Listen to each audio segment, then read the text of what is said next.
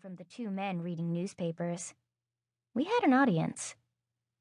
"I don't like hoodlums coming into my library."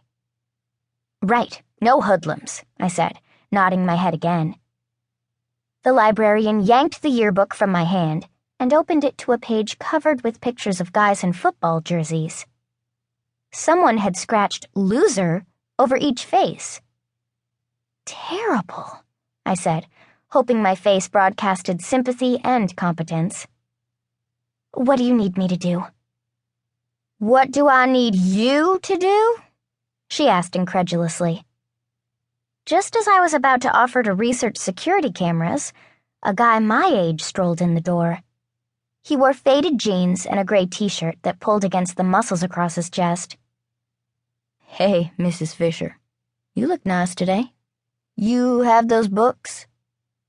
He flashed her a grin, going the obvious route of mediocre charm and blatant flattery. "I'm in kind of a hurry." "Trouble with your mom?" The guy's head jerked slightly. "No, the doc's cow." A warm smile spread reluctantly over the librarian's face. She put the yearbook down and turned to collect a stack of books on the back counter. "I got the financial aid books you needed, Hunter. I'm still looking for a couple of the test prep books." "Actually, Hunter, I'm in a hurry too," I said.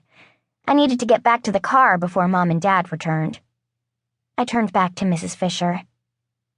"If you just want to tell me when I can start, we can figure out the details later." "Did you get that one I couldn't find?" Hunter asked Mrs. Fisher, stepping around me. She pushed the stack of books toward him. "I called the librarian at College Station, and they sent it over. I thought I'd put it with the others." Hunter flipped through the books at a relaxed pace. "Do you mind if I check?" "You make sure what you need is in there. I want you to have everything you need for your college applications," Mrs. Fisher said. Mom and Dad would be back any minute. I put my hand on top of the stack, forcing Hunter to look at me. "Excuse me, we're having a conversation." He raised an eyebrow. "This will just take a second." "I'm trying to volunteer here." "That's generous of you," he said. One side of his mouth twitched with what might be amusement. "I'll deal with you in a moment," Mrs. Fisher said to me. I buried my irritation behind a sympathetic smile. "You're clearly overworked. I'd love to help out." She lifted her petite frame and put her hands on her hips. "I'll tell you what you can do for me," she said. Finally.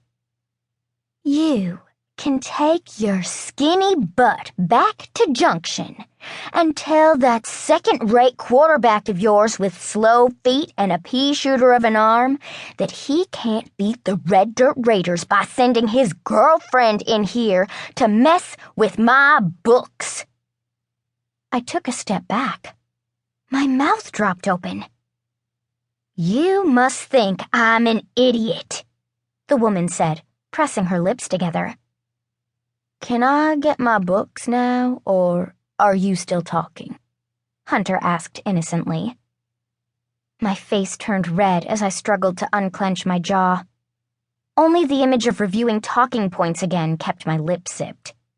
Then a man wearing jeans, a plaid shirt, a tan cowboy hat, and black boots filled the doorframe.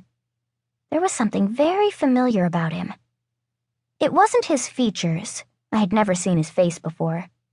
It was the way he scraped his glance over the room, looking for who mattered. When he saw Hunter, a smug look of satisfaction took over his face. "So, you're the vandal," the man said to him. "Can't say I'm surprised." Hunter didn't flinch under his stare, but he didn't defend himself either. "No, Beau, this is the girl," Mrs. Fisher said, pointing to me. "Are you with the police?" I asked. "Mr. Stone is the Booster Club president," Mrs. Fisher said.